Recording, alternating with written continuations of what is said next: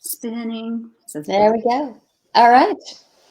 So we are live here on Facebook. I'm using a totally new technology. So if there are any snafus, my apologies. It will be all my fault. And so this seems to be a topic that is very interesting to people. There were a bunch of people have gotten in touch with me to say that they're interested in this. So here is the lovely Jennifer Hildebrand of Emerge Pilates, previously of Minneapolis and recently moved to a smaller town. I have terrible lighting today, so, we're just going to be okay with that. Right. It's actually sunny here where I am for the first time, and it feels like about 3 weeks. And weirdly, having sun is sometimes not great in terms of where we sit with our lighting. So that's life. Jennifer, you on the other hand look fantastic. Well, we have it's nice mood lighting here. We have nice cloud cover. So good. Yeah, it's nice soft. Not so good for your mental health, but looks great on you. Exactly. A give and a take, right? Yeah. So just a little quick intro. Jen, why don't you tell people a little bit about your practice before the pandemic and sort of how you felt about online teaching before it became the de facto, this is the only way we can communicate with people? Yeah. It's a great place to start because I think there were so many things that led up to my decision. It wasn't just one thing like trying the online teaching and freaking out or anything like that. Prior to the pandemic, I had a hybrid situation where I was working at a big studio part-time, and then I had a small home studio where I had private clients coming to my home. And in neither of those environments was I doing any kind of online teaching. I'd never done it before. Never, once in a while, I guess on my website, I do have, for private sessions, it is an option to do Skype sessions, but I just never had anybody, I never promoted it, and I never, just never had any takers for it. And when the pandemic came roaring into town, I think there were a number of things that led to my decision-making. First of all, I stopped taking private clients in my home. I was watching probably way too much news and took the pandemic really seriously. And I thought for everybody's safety, I stopped taking private clients in my house before, maybe a week or so before the Twin Cities, I don't know, maybe even the country was actually taking those kind of measures. And even the big studio where I was working, I just decided to cancel all my classes because I just thought, I don't know what's going on. I've been watching the global news. It's a pretty serious situation. The big studio where I was working there was no leadership to follow it. So I just thought I have to do this for my safety, for my clients' safety. And then shortly after I canceled all my classes, the studio stopped taking in-person sessions and classes as well. Right. And they never had any online classes either. So they eventually, just took their baby steps and got online and started teaching Zoom classes. So I think if I would have stayed with them, maybe I would have gone into the online teaching with a little more of a sense of support. But they floundered like everybody. I heard horror stories from other people that it was just a big disaster for months, really. Right. And so I don't know if that would have, that's hindsight, and it's neither here nor there. And I also had some bad feelings about that. I felt like we had very little direction from that big studio as far as how are we going to transition in this pandemic. We all ended up not teaching for a long time. We just, didn't do it. They were not very helpful in getting us information about how to get on the emergency unemployment, things like that. So all of that I did on my own. It took months to get on. So I think all of these things kind of built up to my decision. But I started out teaching just some Facebook Live classes initially, more so because I started hearing from friends and clients almost right away that people were feeling the effect of the pandemic, teaching from home or working from home rather, and backaches, neck aches, shoulders, blah, blah, blah. So I thought, hey, I'm going to start teaching some Facebook Live classes just for fun, as a way to kind of help my friends and family in this weird time. And back in March and April, we thought it was just going to be a short period. I know. Back when people were like, oh, we'll figure this out for, yeah, we'll just do this a couple weeks. I can do this a couple weeks. And then it just never went away. And so I thought, okay, Facebook Live was a terrible format for me. I felt like a dancing panda. I couldn't see people. I couldn't interact with people. So I thought, well, maybe I'll transition to Zoom. Everybody seems to be doing this Zoom thing. And what is Zoom? And right around that time, my private clients from the studio started reaching out to me. And they were asking me if I would be interested in doing privates via online, whether it was Zoom, Skype, whatever. And I hadn't considered that. I mean, again, I was still just thinking, we're just going to ride this out for a short time. I'll get back to work in our regular environment. But I thought, I started seeing handwriting on the wall, and I was like, maybe I'll start out with some private sessions too, in addition to, again, the classes, I was just going to do those for free because I had zero experience. I have zero equipment. I knew it was just going to be a super amateur environment anyhow. So I thought, this is just a way I can kind of give back in this weird time. But now I have these people who are contacting me for privates, and maybe that can be a way I can start to build up a business with the online piece until we have to get to go back to in-person sessions. And so I don't know, like I said, there's just so many elements that would come into play as far as why I chose to do this. I started doing classes, and then I found your Thrive program too in the mix, and I went through that, which was wonderful. It was a wonderful experience. It helped me kind of lay a foundation to do some online classes, which it helped to give me a little bit more preparation than what I had up to that point. And my first classes that I taught, I had a really good turnout. I had really great feedback, but I just hated them. And maybe hate's a strong word. I don't know. Maybe I shouldn't say hate. You say whatever you want, because this is the really important question. Yeah. Do you actually want to teach online? Not just for you, but for, the people who are watching and the people who will watch the replay later. And I think this is a really key element. And I loved how you came into Thrive with that as a question. I'm going to set this up so I can teach online, but I don't really know.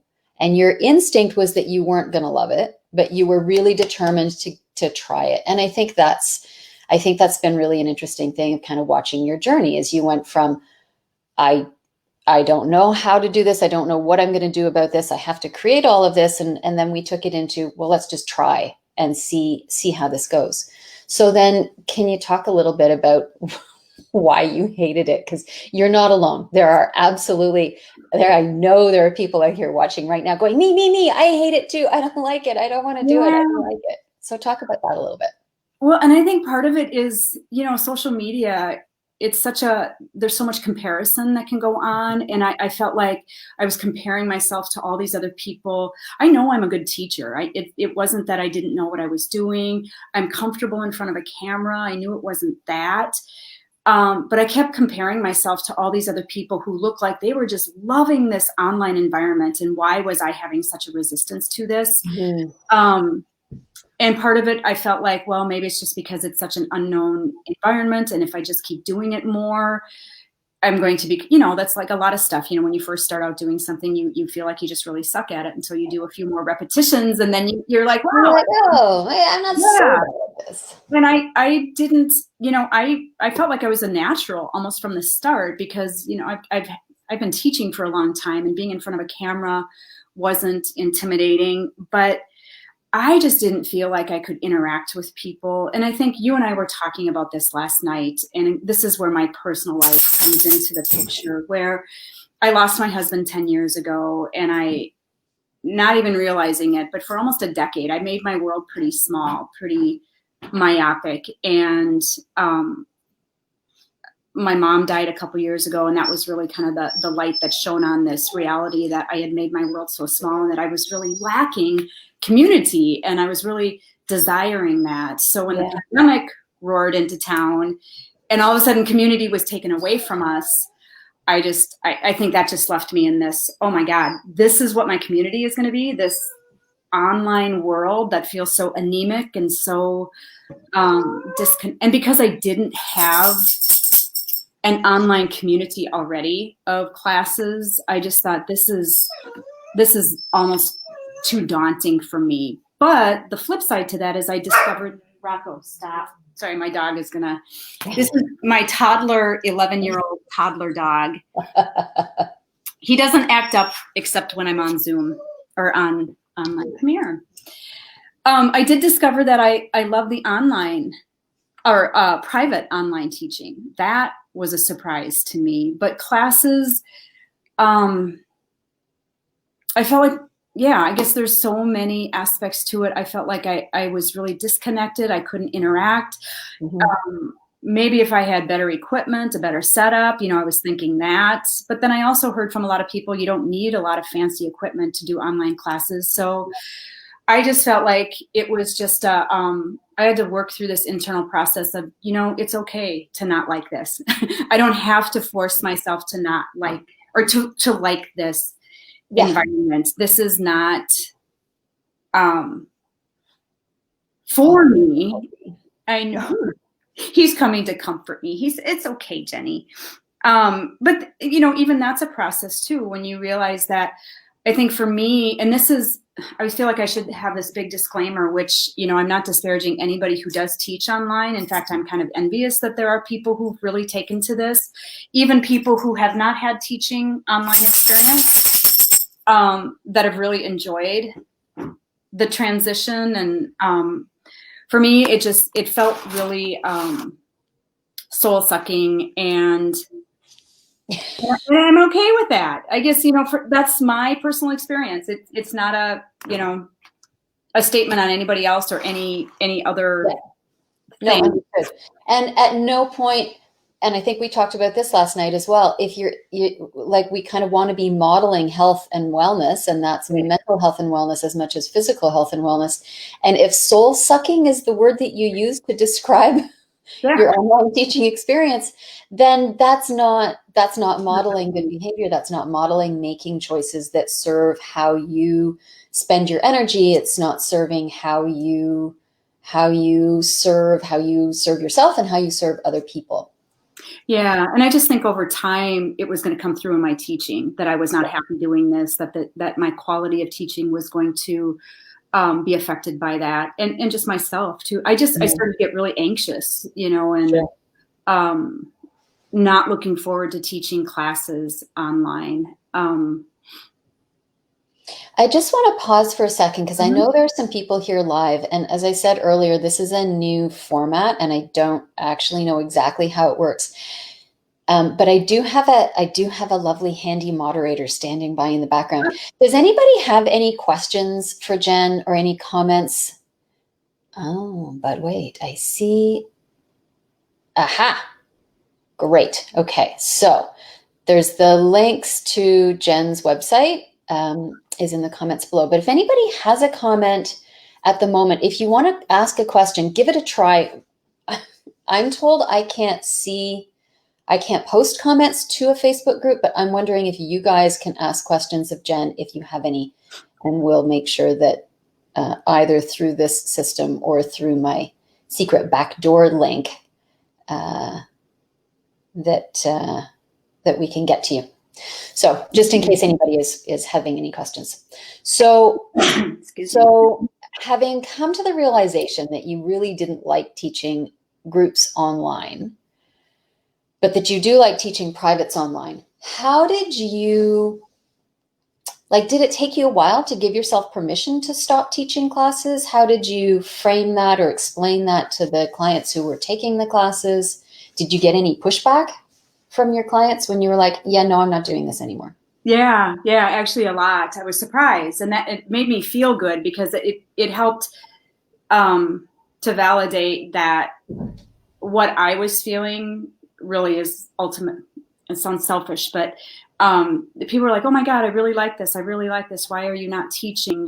Almost like some people were taking it personally because, it started out where I had a lot of people in my class, 10, 15 people, and then it dwindled down to sometimes there'd be 3, sometimes there'd be 5, sometimes there'd only be 1. So that inconsistency too was really, for me, I never knew who was going to show up to the class. I never knew how to tailor. I never knew. It was just such an unpredictable environment, and there was so much unpredictability already in our world. And I think that just was just another element that I just said, I actually wrote a big Facebook explanation to people, and just nice. why I'm doing private still. If you're interested in doing privates, or, at some point, I know this is all an evolution too. So there may, at some point, the longer we're in this circumstance, we're going to be in it for quite a bit longer. Months yet to go. So somebody does have a question. Oh, yeah. And wondering, do you charge more for one-to-one sessions than you did, one-for-one privates? Yes. Online compared to how you charged in. Okay. So is there a difference in how you charge your sessions online or in person? Yeah, that's actually a good question. I went, and I know in my gut, I was like, oh, why am I doing that? I went lower with my online sessions because again, it was one of these things that I was only going to do it temporarily. But still what I charge privately, I am making more now than I was like at the studio where I was working. So I was kind of weighing that consideration too. Sure. You know what? That's actually a really good point. When we're talking about transitioning and I think this is something that a lot of people struggled with is your experience with if the studio that you were working at didn't go online very well, or only went online for classes. Yeah. And now all of a sudden you're on your own and you don't have that framework behind you to support your work, and all of a sudden you're doing it all by yourself. But one of the benefits is if you no longer need a studio to teach privately, you can probably play your prices a little bit. And if you've been getting paid by a studio, you're going to keep more but charge less. It's kind of that's a useful trade-off. Yeah, so I wasn't just hacking it down just to try to get clients. I took all of that into consideration. I thought, well, I can still make more. And I guess, I had this price structure too at one point where I charged more for in-person private sessions at my studio. And I had the option of Skype sessions that was less. So that kind of factored into the equation as well. So I don't know if that helped at all, but there was a lot of things that went into that price. I probably could, now that I've been doing this for a while, if I I don't know that I'd want to take on any more private clients, but if I did, I could change my price structure and feel comfortable with charging more now that I've done it for how many months have we been in this now? And I think, so for frame of reference, because I'm not in that situation, I own my own studio. And so regardless of whether we're in a pandemic or not, my operating costs stay the same. Yeah. I didn't change my prices. I charge the same, and I always have. So I've been doing online privates for a long time because I have clients outside the country. And I've always charged the same because my theory is my time is my time, and when I teach a private, there's going to be homework, or there's going to be a home session, or there's follow-up. And so I kept my prices the same. That's great. And actually, that's a great philosophy because, I never thought this was not going to be my business model, but now, it was like, I'm just going to do this is my desperate measure to survive. Some people, I think, feel like the desperate measure is teaching classes, and do what you have to do to survive. This is what mine was, but that's actually a really good philosophy.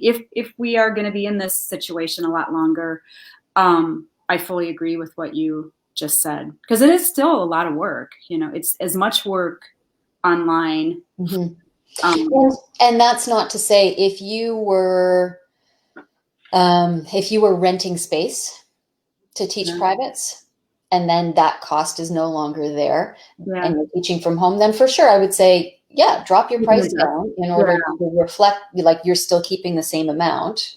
Yeah. And then it feels, I mean, I know for clients, it often feels like I shouldn't have to pay for as much if you're not there with me in person. Yeah.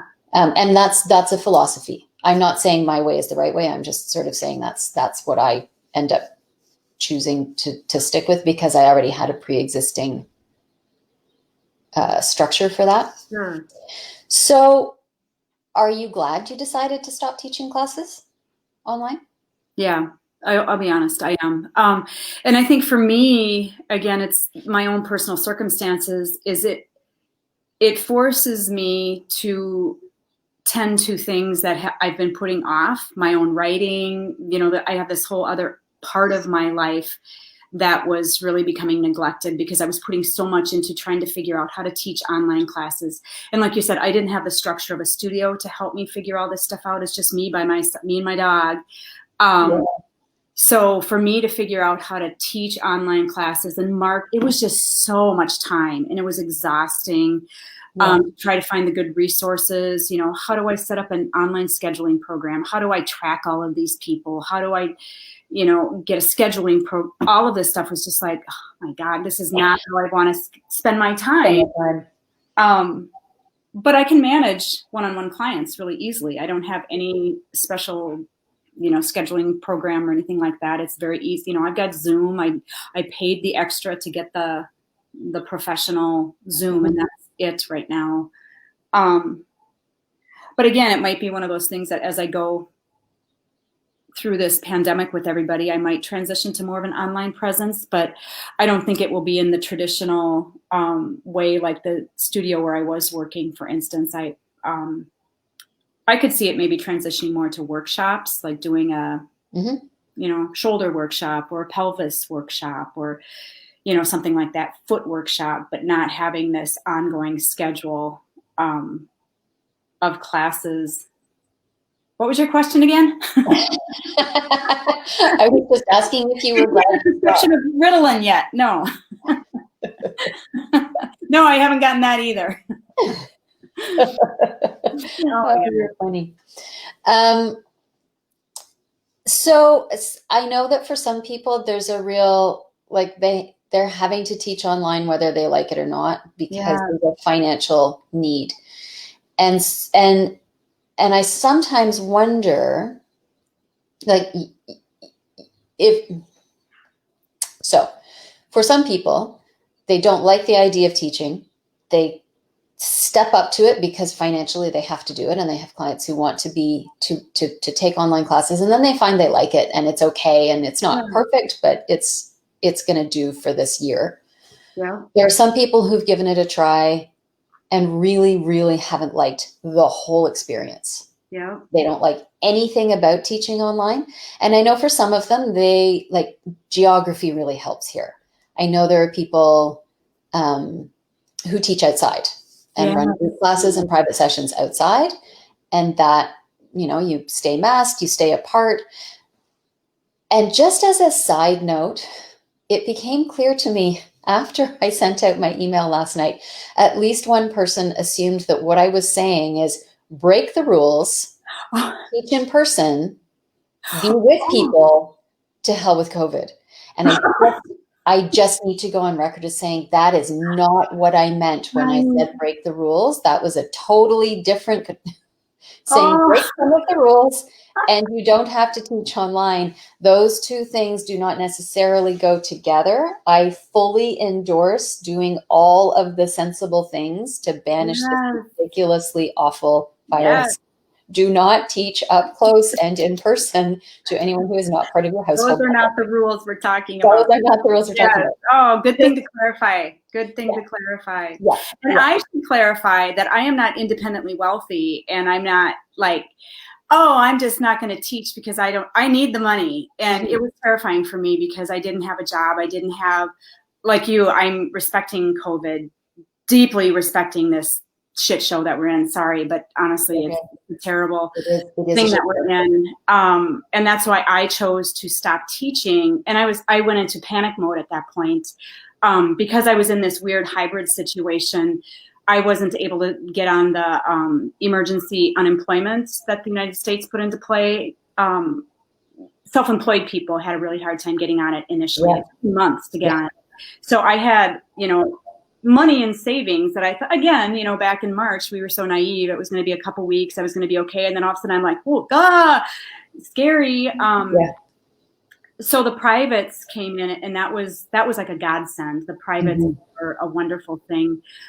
In fact, I would say, at least right now, maybe a couple more privates would be helpful, but it's been sustainable. I was eventually able to get onto the unemployment program that the U.S. had, so that was a godsend as well while that lasted. And then in the meantime, I was able to get some editing work, and so I've been able to cobble together. It's cobbling. It really is.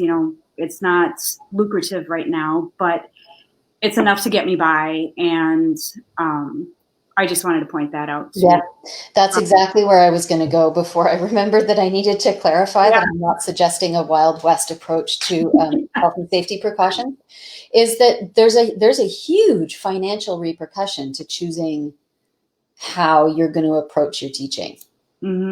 Right? Are you going to teach online, but teach online for less? Are you, did you start out teaching online for free and then your clients kicked back when you started charging? Do you choose not to teach online, but then you have no income? I just want to be clear that, this is not a suggestion that, just don't teach online if you don't feel like it. It's all good, rainbows and unicorns. No, there's a real trade-off being made here. If teaching online really doesn't work for you, then you have to, as Jennifer did, kind of figure out your levels and gradations of what works and what doesn't. So teaching classes wasn't satisfying. It was more emotionally costly than it was rewarding. And from what you were describing of, sometimes there's lots of people and sometimes there aren't. And the amount of work that was going into organizing it, what does it really break down to on an hourly? Yes. If you're only making $4 or $5 an hour by the time you've averaged out your 10-person class and your 2-person class plus all your other time, how much are you really giving up if you stop teaching those classes? And what could you do with that time and energy, like adding in your editing? Do you have another skill set that you can leverage? Do you find teaching privates is okay? And, maybe you don't love it, but it's doable. Do you put your energy into figuring out more private clients? Do you do a combination of private clients online and group classes outside? Like, there's a lot of creative thinking that's been going into this community over the last 9 or 10 months of like, okay, how am I going to make this work? And so I'm glad that you sort of said you're not independently wealthy. You're on your own. You're not. Yeah, I don't have a spouse. I don't have a partner. You're not part of a family structure that's bringing in money. So you have to be clear on what your values are in terms of how you spend your energy and how you earn your money and how you spend your time. Yes, all of that. And, respecting the fact that nobody's been in a pandemic before, all of this is an evolution, every single aspect of it. And it's stressful and it's exhausting. And I just kept reminding myself that everybody is in some kind of aberrant form of their former life and that we're all struggling. And just trust that it's okay to be upset. Oh, are we getting questions? We are. So I think we kind of answered this already. Did you find there was a difference in the emotional investment and impact in teaching classes online versus in person, and privates versus classes? I know Allison has found teaching online takes more mental energy some days. That's true. Although I'm one of the people who quite likes teaching online. Cool. So I'm in a slightly different category, but even liking it, it is, sometimes it is more draining. We're not meant to do this two-dimensional thing. We're really meant to be together in person. And there is a cognitive and an emotional and a mental health cost to always being online. So we kind of just talked about this, but do you want to address that a bit more specifically in terms of the emotional investment and impact? And maybe you could break that down because you've made this choice to continue with privates, but not classes. What was the difference for you in terms of classes versus one person and live online? Yeah, I think for in-person classes, I was able to connect with people in such a, like you said, that multidimensional way. Classes online, I just felt like it was just really a flat piece of paper, and I couldn't connect at all. And I felt like I was expending so much energy to prepare for a class, and then I had no idea who was going to be there. So all of this pre-work, and then you're sometimes deflated because only one person shows up in the class, and that happened plenty. Or there were just so many people, it was just like overwhelming. Like, how do I? You guys are the success. What shall I do? exactly. Yeah, that didn't happen too often, but enough that it was just, the two extremes were really hard for me to balance. How much time did you spend? So on Facebook Live, you can't see the participants. Oh, so yeah, you're that was kind of weird. shouting into the void. How much time did you do Facebook Live versus Zoom where you can see people? And when you did Zoom, did you ask people to keep their cameras on so that you could see them? Yeah, so I did Facebook Live initially I probably did it for a few weeks. And I did an hour-long class. Is that what you're asking? No, so did you do like 6 weeks of Facebook and 2 weeks of Zoom, or 3 weeks of Facebook? Yeah, I would actually, what was the proportion? I probably started out Facebook Live thinking that my whole idea was, I love the restorative work so much, and I know people are in this really awful situation and they're feeling the effect of it already. I would do Facebook Live to try to reach more people and give this gift of movement to help people through this, 2 weeks that we were going to be in this situation. But it was just going to be a moment. Oh yeah, it's just, just this little gift to the universe. And then we're like, 6 months, 8 months, 9 months. But Facebook Live was weird because, like you said, I could not interact at all. It was like little dots of people showing up, little comments on the side. And I had no idea if people were actually participating or if they were sitting back eating popcorn and watching me. That was weird. You can see how many, you can see like 175 people are watching you. And I'm like, oh, that's creepy. I have no idea who these people are. And so it just felt really like I was really being exposed to the underbelly of Facebook. So when I went to Facebook or Zoom, I gave people the option, shut your screen off if you want to, but I would love it if you kept it on. That way we can interact better.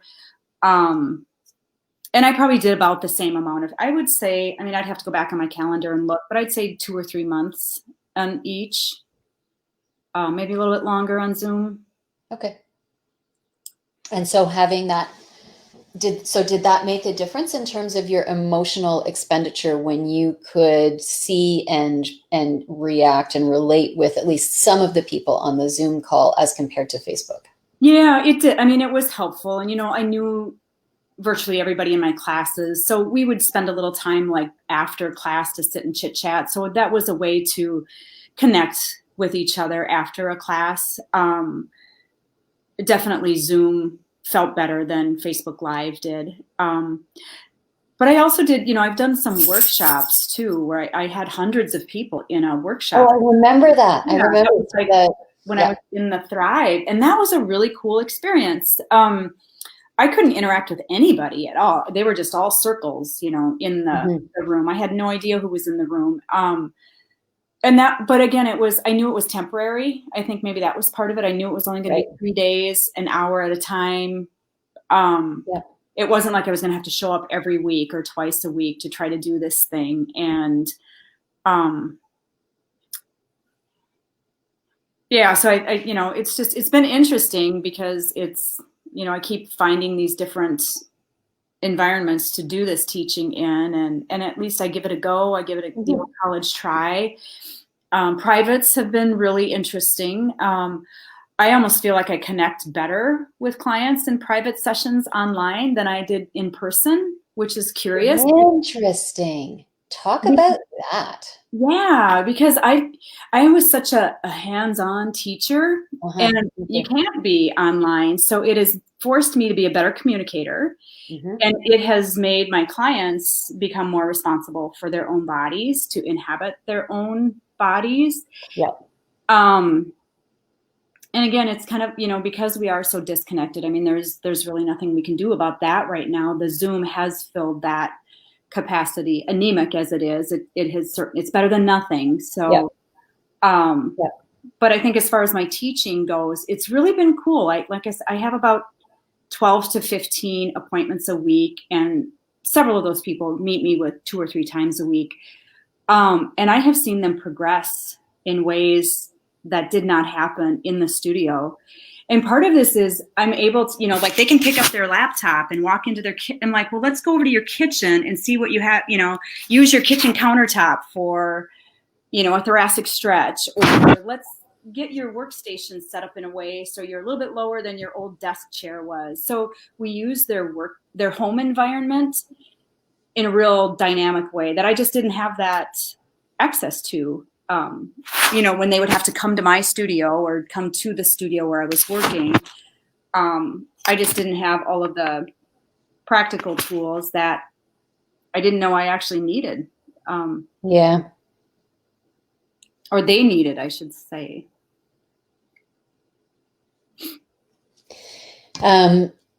Yes, you are on Instagram. Someone's just asking about if you're on Instagram, and Olivia's going to go and find your link, and we'll post that. So yes, Jen is on Instagram. Super active on it. I mean, that's I think my last. Oh, I did do something recently. You did. Trees. So if people were wanting to follow you and follow more of your information and your movement practice, is Facebook a better place to find you, or is your blog? I mean, I would like, that would be something I would like to do more, because I love what you do on Instagram. I could see doing that, like doing small video clips and sharing them on Instagram or whatever. So yeah, go follow me on Instagram. Maybe that will prompt me to put more content. A little bit more. Yeah. So Olivia will get that in there for you. Yeah, finding on Instagram is fun. Yeah. I think I like I like the feel of Instagram better than Facebook. So just for people who are posting questions, this particular software does not let me see who you are. So anybody posting is coming up as Facebook user for me. So that's why I'm not like, hey, hi, using your name, because if you're here, I probably know you. So somebody's saying that's really interesting point about using the home environment for privates. Thank you for sharing, Jennifer. Yeah, I'm fine. So Jennifer is a Pilates teacher who also teaches restorative exercise. She's a dual certified movement coach, as am I. And certainly, Jen, I don't know if this has been your experience, but getting people off the equipment has changed a whole bunch of stuff. And I think one of the reasons people are progressing is that they're getting new and novel input. Novel input changes the output, and coming off the equipment, no matter how great the equipment is, and I will be thrilled to get back to it, someday in the distant future. But I think that's been one of the benefits of working out at home, is there's no sense that what we're doing is lesser. Sometimes in the studio, people are like, but I want to be on the equipment, and what I'm doing off the equipment is less important. And to my mind, what we do off the equipment is actually more important. It's huge. Yeah. The clients that I've been working with in the online home environment, it's been profound. In fact, to speak to that, like right before I moved, my next door neighbors were clients of mine, and we had like a kind of a neighborhood gathering. Everybody was masked. We were all outdoors, and she was introducing me to some neighbors I had not met before. And she's like, oh, Jennifer's a Pilates teacher, and we used to go into her studio, and I just miss it so much. I miss her bossing me around and telling me what to do. And that just, to me, I could have just sat there and lectured profoundly for a long time about that's not what Pilates is. But I was like, yeah, no, I don't miss that at all. I have just loved the environment of people inhabiting their own bodies and figuring this out for themselves. It's just been the coolest thing to witness as a teacher. I can tell them all they want, but until they pull that into themselves, which that is how it's happened. Yeah, it's like one of the upsides to the pandemic has been, for some people, an increase in kind of self-agency. They no longer have their teacher right there with them, and it's inspiring more taking ownership and embodying the instruction and embodying the experience a little bit more clearly. Yeah. So we've been here for 40 minutes, which is about a half an hour longer than I thought we were going to be. Oh my God. So I guess to kind of wrap up, I was a little bit misleading, I guess, in the way I described this, in case anybody was thinking that Jen was going to give you the perfect solution for not ever having to teach online ever again. throw all the rules away. Throw all the rules. But we do have to break those rules. We do have to not. It's a bit like you said at the very beginning that you were feeling one of the things you didn't like about being online was this comparing yourself to everybody else and comparing and judging yourself. And if that's you, like if you're one of the people who responded with enthusiasm to listening to this because because you're not feeling confident about being online and feeling like you're comparing yourself to other people, really see if you can step away from that. I think one of the things that's so valuable is identifying who you are as a teacher and what you love to teach, and just do that, right? So Jen's thing was, I do like teaching privates, and I see the benefit and I see the growth for my clients and I see the improvement for myself as a teacher for my cueing, and, you know, losing that ability to just outsource your words to your hands. You can't do that anymore, then we get to learn more as teachers. Mm-hmm. But you don't have to live up to anybody else's standards, and you don't have to do something because the rule seems to be whatever it is that you're seeing, right? At the very beginning, there seemed to be a rule of you're going to give away your content for free. Mm-hmm. I saw that a lot. Yeah. Go out, teach to 120 people. So there's no communication. Everybody's just a little black box, or it's just on Facebook Live. It's going to be free. And there's no relationship. There's no, I didn't do that for a bunch of reasons. One is that I have a bunch of teachers working for my studio, and if I tell them they have to do things for free, then they can't pay their mortgage or their rent. And that's not okay for me. And because my teachers are valuable, the people I work with, the expertise that they bring is valuable. There is value to that. There is value to what you do. And so if you want to offer something for free because that feels good in your soul, awesome. But not because it feels like that's the rule. So that felt like that there was a real component of that at the beginning of this, again, when I think we all thought it was going to go on for 2 or 3 weeks. Yeah. But yeah, if it feels like there's a rule that says you have to offer classes, or that you have to use a particular platform, or you have abandon the shoulds. Don't should on yourself. Yeah. Figure out what works best for you. That's probably just as, oh, wait. Okay, this is such a good question. Okay, we should probably be done soon, but this is such a good question. I'm constantly paranoid that another teacher will feel copied if I post a class online. That's probably just my imposter syndrome on a separate topic, sorry. But you know what, it is, and I think that's a great idea. We can do a whole thing on imposter syndrome. But you know what? There are only so many moves the body can make. There are only so many exercises we can teach. And I am frequently inspired by other teachers, but things come through my brain. And you know what? If it's me, if you've seen me do something on Instagram or Facebook and you're like, oh, that's cool, and you don't think you should do it because I did it first, please go ahead and do it. Please go ahead and take it through your own filters and your own perspectives and your own narrative as a teacher and your own narrative as a lived-in body. Because there's a pretty good chance that whatever it was I'm teaching, I was influenced by somebody else. This is a community. I hope this is a community. That is always my goal as a teacher and as a coach and as a mentor, whether I'm working with clients or working with teachers. I would love it so whoever made that post, if I don't know if I will be able to see who you are when I go and look at this later, but if you want to, DM me. Let's talk about getting past that, because I would love to see you post things, whoever you are and whatever you're doing. It's going to be different because it comes from you, right? It's not copying. I don't think anybody's going to feel copied. I really don't. And if they do, you know what? You could, if you're like, you could credit somebody. You could be like, hey, this is inspired by so-and-so. There you go. If that makes you feel better about it. And that would certainly, they would be happy about that. But if somebody's getting their knickers in a twist because they feel like you've stolen their stuff, I would challenge them to say where they got their stuff, unless they're very clear that they are absolutely creating their own content, in which case, yeah, then check in with them. You know, there are some people doing, Trina Altman's a great example. Trina takes traditional Pilates and yoga moves, and she puts her own spin on it. She gives things their own names. If you see something of hers and you're like, wow, that's amazing, but you're afraid to post something in basic class on it because you don't want to copy her work, message her. I saw this move you did. I was really inspired by it. I would love to basic class on that. If I credit you, would that be okay? And I can guarantee you she's going to say, yeah, that would be fantastic. What did you love about it? So I think that would be okay. Oh, you're rock stars. Thank you. Oh, Missy, it's Missy. Oh, Missy, I love you. You're so wonderful, and you're so thoughtful, and you're so sensitive to the wants and needs of the people around you.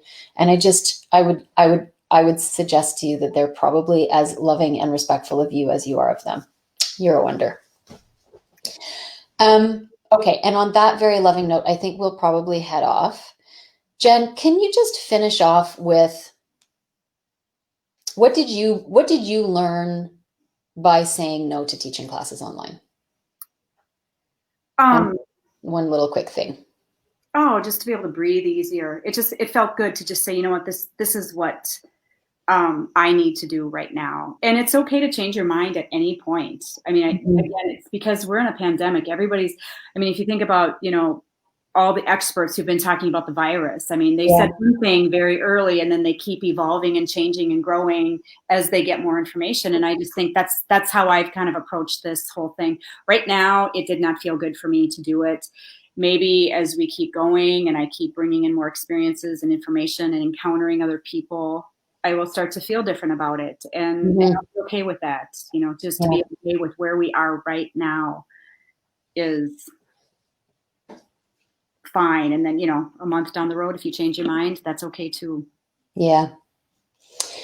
Okay, so I'm going to finish with one last little quick plug for my own thing, which is if one of the things that's stopping you from wanting to teach online is that you don't feel comfortable on camera, if you don't already have it, I have a little free half-hour mini course for teachers to give you some technical and sort of emotional and camera skills to help you feel more confident on camera if you're wanting to teach online, but that's your stopping point. And it's free. Olivia has included the link to that at the top of the comments. And Liv, if you want to just slide that in again at the bottom here, just that one link, then you're welcome to have that too and see if that helps you. And if you're watching the replay, keep putting your comments in. If you've got questions, if you want to invest 45 minutes in watching this later, and Jen and I will come back in and we'll answer questions and comments as you have them. We'll come in and check in for the next couple of days. So just check in with that stuff. And the hearts. I love the hearts. Thank you. Thank you so much for being here. Thank you for showing up and visiting with us. Thank you so much, Jennifer, for sharing your experience. I'm so grateful that you came and hung out. That was really great. Thanks for asking. And I would love to chat again. I would actually love to chat again. If you decide you are going to do classes online and sort of see if there's an evolution. Yeah. It would be interesting to chat again when we can get back into teaching in person and see how teaching classes live has changed. Yeah. Oh, it'd be fascinating. Ooh, let's do that. The evolution. It might take us a long time to get there, but let's try and remember that in the months to come. Yeah. All right, guys, have a wonderful day. Thank you so much for coming. Bye. And we'll do this again. We've got more interesting things coming up. The lovely Roland is going to talk about websites and newsletters and how to set up an email list. We're going to have Celine is going to come and talk about Facebook advertising, the horrors and the terrors that is Facebook advertising. And then I have a friend who's going to come and talk about doing some marketing stuff and some social media and copywriting. Yeah. So the teaching skills, the business skills that go along with the teaching skills, it's all good. You guys are great. Mwah! Talk to you later. Bye. Bye.